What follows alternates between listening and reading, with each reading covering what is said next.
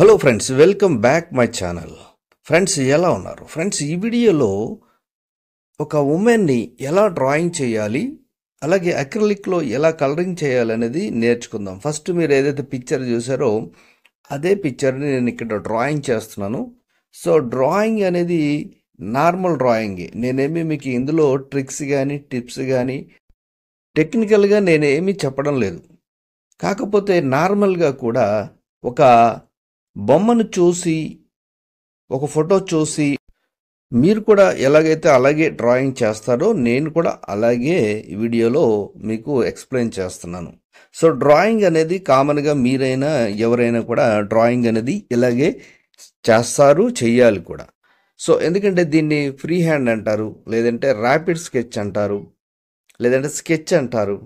So మనం ఏదైతే outline line drawing కూడా అంటారు.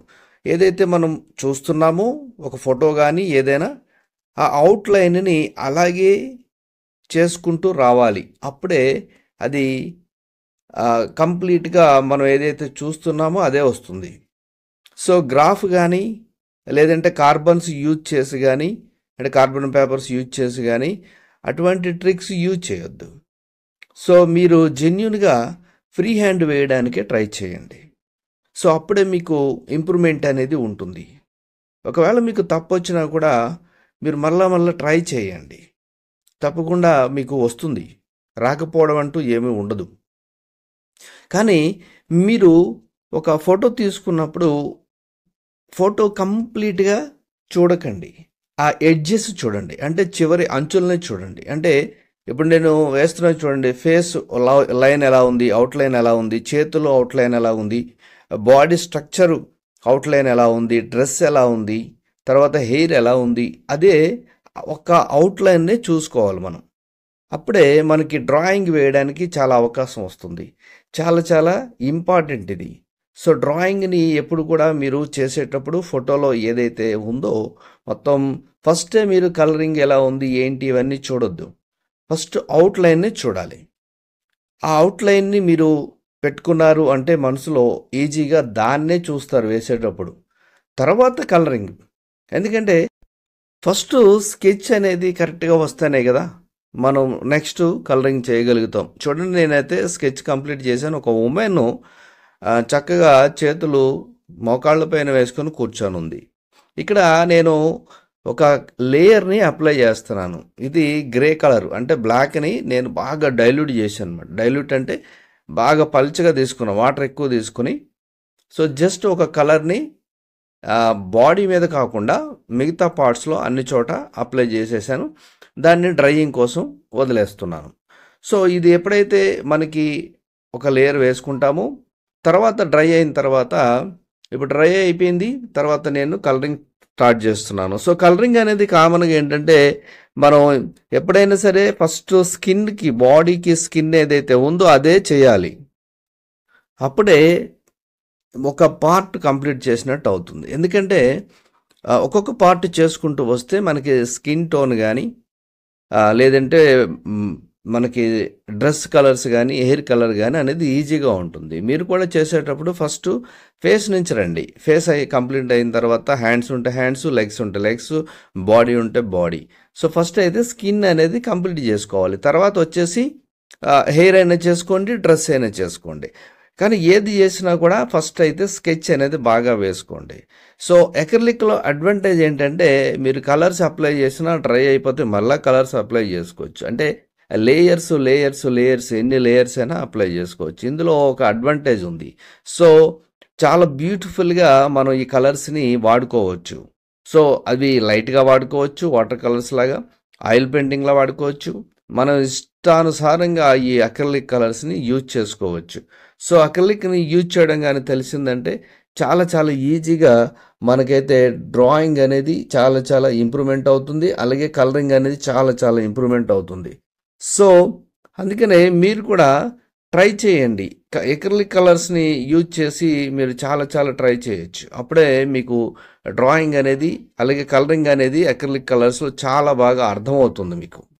సో అక్రిలిక్ మీడియం అనేది చాలామంది ఏంటంటే బాటిల్స్లో దొరికేవి అక్రిలిక్ కలర్సే, అలాగే ట్యూబ్లో దొరికే అక్రిలిక్ కలర్సే అని అనుకుంటారు.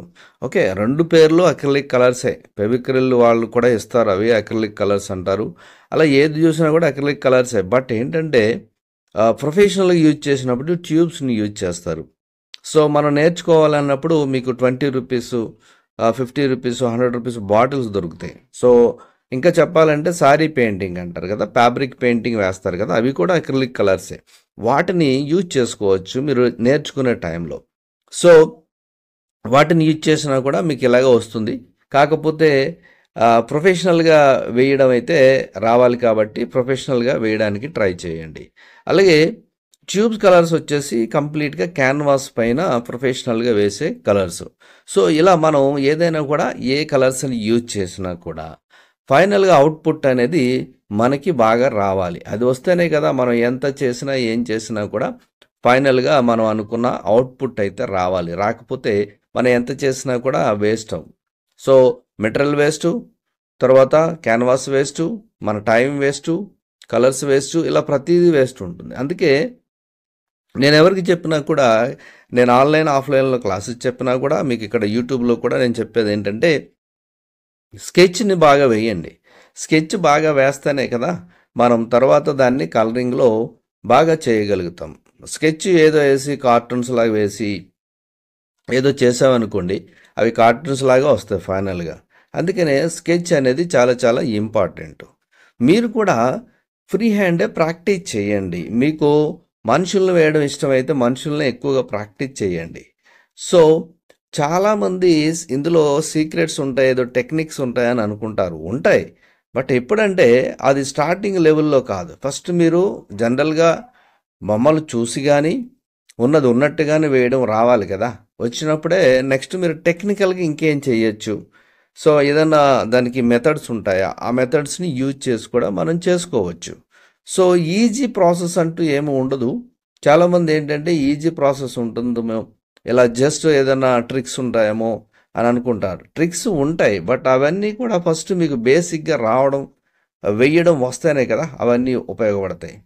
సో ట్రిక్స్ యూజ్ చేస్తే మీరు చాలా కన్ఫ్యూజ్ అయిపోతారు. సో ట్రిక్స్ యూజ్ చేసే టైం అనేది ఎప్పుడంటే మీరు కొంత నేర్చుకుంటే తర్వాత మీకు నెక్స్ట్ లెవెల్లో ఆ ట్రిక్స్ అనేది, ఆ టిప్స్ అనేది మీకు అర్థమవుతుంది. సో అందుకనే నేను నా వీడియోస్లోని ఫ్రీ హ్యాండ్ వేయండి అంట. ఫ్రీ హ్యాండ్ అంటే మీరు చూసి వేయండి, ఏదైతే ఉందో ఎలాగైతే ఒక లైన్ నుంచి స్టార్ట్ చేస్తారో. ఎందుకంటే ఒక డ్రాయింగు, ఒక బొమ్మ కానీ ఏదైనా సరే మనం గీసేటప్పుడు ఫస్ట్ ఎక్కడో చోట ఒక లైన్తో, లేదంటే ఒక సర్కిల్తో, లేదంటే ఏదైనా ఫస్ట్ పెన్సిల్తోనే స్టార్ట్ చేస్తాం కదా.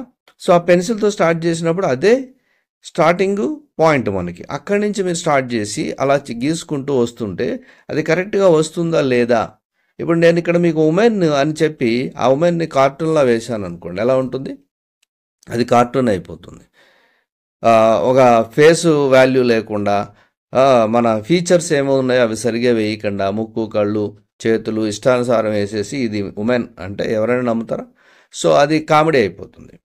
సో అందుకనే మీరు ఏదైతే చూస్తున్నారో అదే ప్రాక్టీస్ చేయడానికి ట్రై చేయండి. ఒకసారి కాకపోతే 100 సార్లు చేయండి, వచ్చే వరకు ట్రై చేయండి, అప్పుడే మీకు వస్తుంది. లేదంటే ఒకసారి చేసి విసిగిపోతారు, 2 సార్లు చేసి విసిగిపోతారు, నాకు రాదు అని అనుకుంటారు. నేను చెప్పేది ఏంటంటే నేను ఎక్కడా కూడా మీకు ఎరేజ్ చేయడం కానీ అటువంటిది ఏమీ చెయ్యను నేను. సో ఒకసారి మనం ఫోటో ఏదైతే చూస్తున్నామో, లేదంటే ఒక పిక్చర్ చూస్తున్నామో దాన్ని అలాగే వేసుకోవడానికి ట్రై చేయాలి. రాకపోతే ప్రయత్నించండి. ఎంత ప్రయత్నిస్తే అంత బెటరు. ఎంత ఫెయిల్ అయితే అంత సక్సెస్ అవుతాం, ఇది చాలామందికి తెలుసు. సో ఫెయిల్ అనేది ఎక్కువ అవుతే సక్సెస్ అనేది ఈజీగా వస్తుంది మనకి. అదే మనం ఫస్టే సక్సెస్ అయిపోయామని అనుకోండి, దాన్ని ఇంకా ఇంప్రూవ్మెంట్ చేసుకోవడానికి అవకాశం ఉంటుంది. సో ఫస్టే సక్సెస్ అయితే ఇంకా ఇంకా ఇంకా చాలా ఇంప్రూవ్మెంట్ అనేది మీలో కనిపిస్తుంది. అదే ఫస్టే ఫెయిల్ అయితే ఇంప్రూవ్మెంట్ చేయడానికి, తర్వాత సక్సెస్ అవ్వడానికి ఇంకా దాంట్లో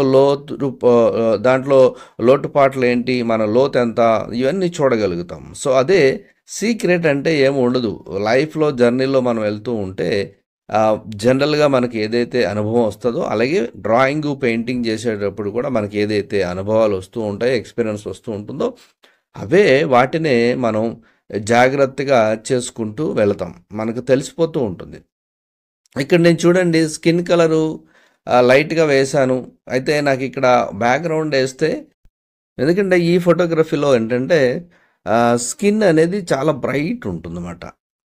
చాలా తెల్లగా ఉంటారు కదా, అలా ఉంటుంది.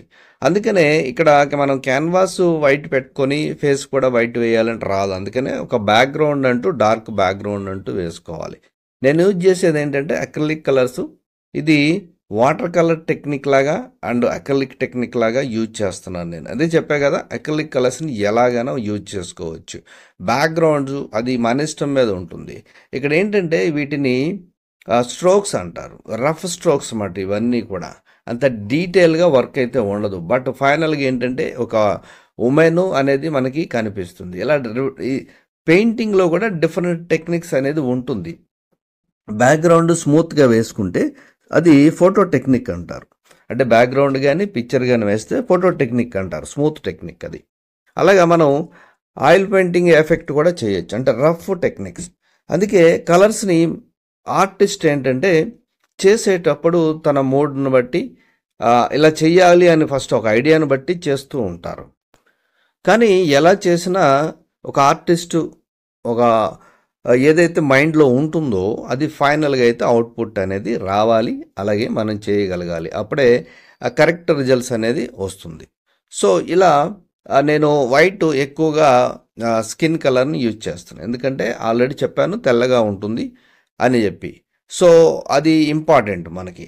అలా రాలేదనుకోండి, బ్యూటీ అనేది మళ్ళీ నేను ఇక్కడ డార్క్ ఫేస్ వేసాను అనుకోండి, అది ఫెయిల్ అవుతుంది. ఎందుకంటే నేను వేసేది ఒక అందమైన అమ్మాయి కూర్చున్నట్టుగా వేస్తున్నాను.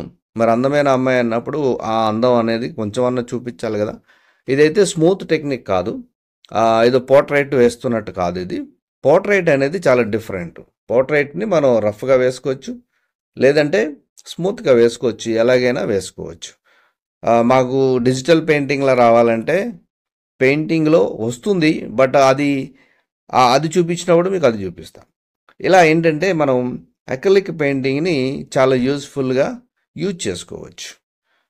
సో బ్యాక్గ్రౌండ్ వేశాను, మరలా నేను టచ్అప్లు చేస్తున్నాను.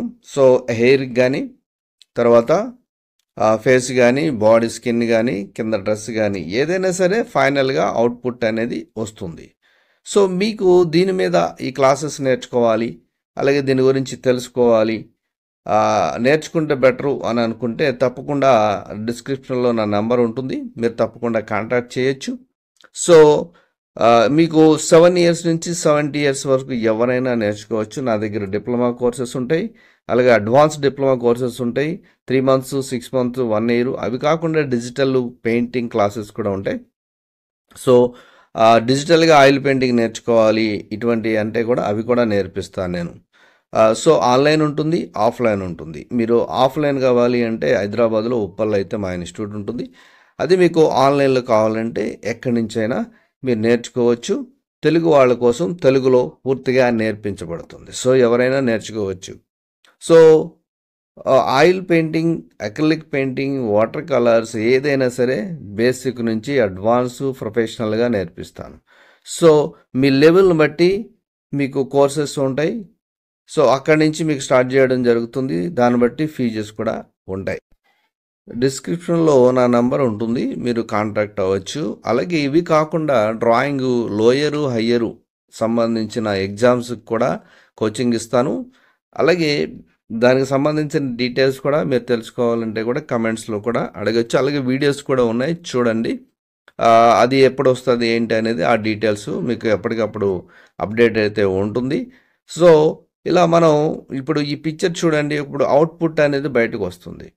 సో మెయిన్ ఏంటంటే మనం ఎలా స్టార్ట్ చేసాము అనేది ఇంపార్టెంట్, అలాగే ఎలా ఎండ్ చేసాము అనేది కూడా చాలా చాలా ఇంపార్టెంట్. ఎందుకంటే స్టార్టింగ్లో మనకి బొమ్మ వేసేటప్పుడు అర్థం కాదు, కానీ ఫైనల్గా అయితే దాన్ని అవుట్పుట్ అనేది బాగా తీసుకురావాలి. అప్పుడే కరెక్ట్ రిజల్ట్స్ అనేది వస్తుంది. లేదనుకోండి అది వేరే బొమ్మ అయిపోతుంది. అందుకే ప్రాక్టీస్ చేయండి. మీరు లేదు నేర్చుకోవాలంటే కాంటాక్ట్ అవ్వండి. సో ఇలా మీరు డీటెయిల్గా ఒక ఉమెన్ని నేను ఇది కాకుండా ఆల్రెడీ పోర్ట్రైట్ ఎలా వేయచ్చు ఫేస్ అనేది కూడా నేను వీడియోస్ ఉన్నాయి, చూడండి. అలాగే చాలా వీడియోస్ ఉన్నాయి. మీరు స్టార్టింగ్ నుంచి నా ఛానల్ ఫాలో అవుతే చాలా వీడియోస్ ఉన్నాయి. సో నేర్చుకోవచ్చు. ఇప్పుడు చెప్పే విధానం అనేది ఒక్కొక్కరు ఒక్కొక్క వేలో చెప్తూ ఉంటారు. బట్ ఫైనల్గా ఎవరు చెప్పినా painting classes, so drawing classes అనేది ఫైనల్గానే చెప్తారు. అది చెప్పే వాళ్ళ బట్టి, టీచింగ్ బట్టి ఉంటుంది. సో ఎవరు చెప్పినా ఏం చెప్పినా సబ్జెక్ట్ అయితే అదే. సో నేను కూడా ఈ వీడియోలో మీకు ఒక ఉమెన్ని ఫస్ట్ స్టార్టింగ్ ఒక పిక్చర్ చూపించాను. సో దాన్నే ఫైనల్గా ఇలా ఉంటుంది, ఇలా వేస్తామని చెప్పి చూపించాను అక్కడ. అదే దాన్ని ఇక్కడ మీకు ట్యుటోరియల్లో కంప్లీట్గా వీడియోలో చూపిస్తున్నాను. సో ఇది టైం టేకన్ అని ఉంటుంది. అంటే ఎక్కువ టైం తీసుకోవచ్చు. 1 అవర్ మినిమం 1.5 అవర్ తీసుకుంటుంది. కానీ ఫైనల్గా మనం చేయగలుగుతాం. ఒకవేళ మీకు మూడ్ లేదనుకోండి, వదిలేసేయండి. వదిలేసి మళ్ళీ మీకు మూడ్ వచ్చినప్పుడు చేసుకోండి. ఎందుకంటే చేసేసేయాలి, కంప్లీట్ చేసేసేయాలని కొంతమందికి ఉంటుంది. కొంతమంది టైం అనేది తీసుకుంటూ ఉంటారు. ఏం చేసినా ఎప్పటికీ ఫైనల్గా మనం రిజల్ట్స్ అనేది బాగుండాలి. సో ఇవన్నీ కూడా ఏంటంటే స్మూత్ వర్క్ అయితే కాదు, అలాగని రఫ్ స్ట్రోక్స్ అయితే కాదు. ఒక సిట్టింగు, బ్యాక్గ్రౌండు, దాని బ్యాక్గ్రౌండ్లో డార్క్ ఉంటే ఇది కూడా డార్కే ఉంటుంది. అలా దాన్ని మిక్స్ చేసుకుంటూ చేస్తూ ఉంటాం. సో ఫైనల్గా అవుట్పుట్ వచ్చిందా రాలేదా అనేది ఇంపార్టెంట్. నేనేమన్నా ఒక ఉమెన్ కూర్చొని ఉంటుంది, చేతులు మోకాళ్ళ పైన వేసుకొని అని. సో అదే మనం ఇక్కడ చూపిస్తున్నాం. అవుట్పుట్ అనేది చాలా చాలా ఇంపార్టెంట్.